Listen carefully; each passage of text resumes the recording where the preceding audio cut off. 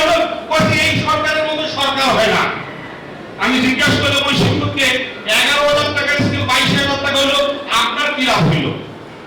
তো কেমন স্যার আমার বেসিক 11 এবং 22, না আপনারও যা হয়েছে তাদেরও তাই হয়েছে, এটা পে স্কেল সাইলেন্স তো গ্রামে সবাইকে দিতে হবে।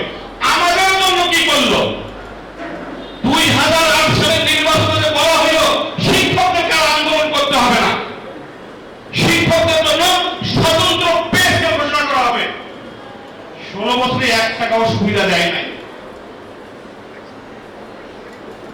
আজকের 5ই অক্টোবর, আজকে যে অধ্যক্ষ সেলিম ভুঁইয়ার নেতৃত্বে আমরা 5ই অক্টোবর চলো চলো ঢাকা চলো, সেই একই দাবিতে 2004 সালে অধ্যক্ষ সেলিম ভুঁইয়ার নেতৃত্বে সৈত্র আমির আব্দুল গফুর সরকারের নেতৃত্বে আপনাদের সাথে নিয়ে ঢাকায় গিয়েছিলাম। সেদিন দাবি উঠছিল জাতীয়করণ তৎকালীন সরকার দেয়নি, আমাদের 25% বোনাসটা দিয়েছিল এবং কথা দিয়েছিল যদি আমরা পরবর্তীতে আবার সরকার গঠন করি তাহলে আপনাদের সকল দাবি দাবা আমরা পূরণ করব।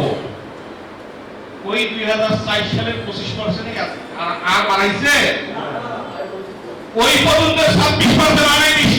গত 20 বছরে বাড়ি ভাড়া, চিকিৎসা ভাতা সরকারিরা পায় 1,000, আমরা পাই 500। বাড়ি ভাড়া ডিগ্রি কলেজের প্রিন্সিপাল যত, সুইপারও তত।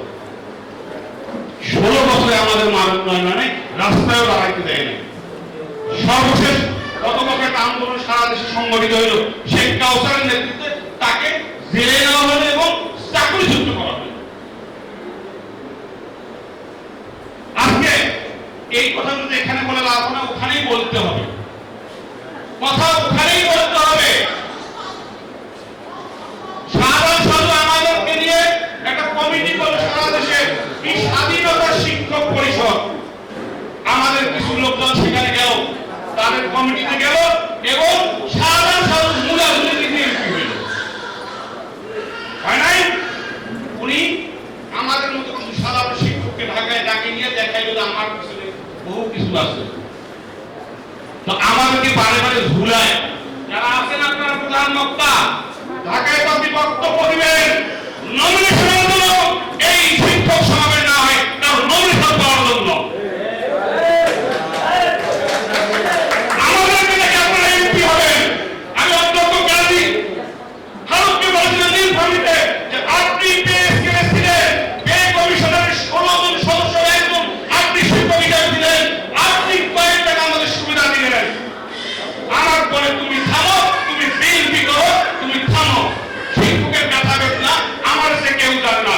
উনি আমাদেরকে দেখায় উনি ট্রেজারার হইলেন জাতীয় বিশ্ববিদ্যালয়ে। কি কথা সত্য? আমাদের সরকারি শিক্ষকরা কথা কয় না, প্রধানরা অধ্যক্ষরা জাতীয়করণ চায় না।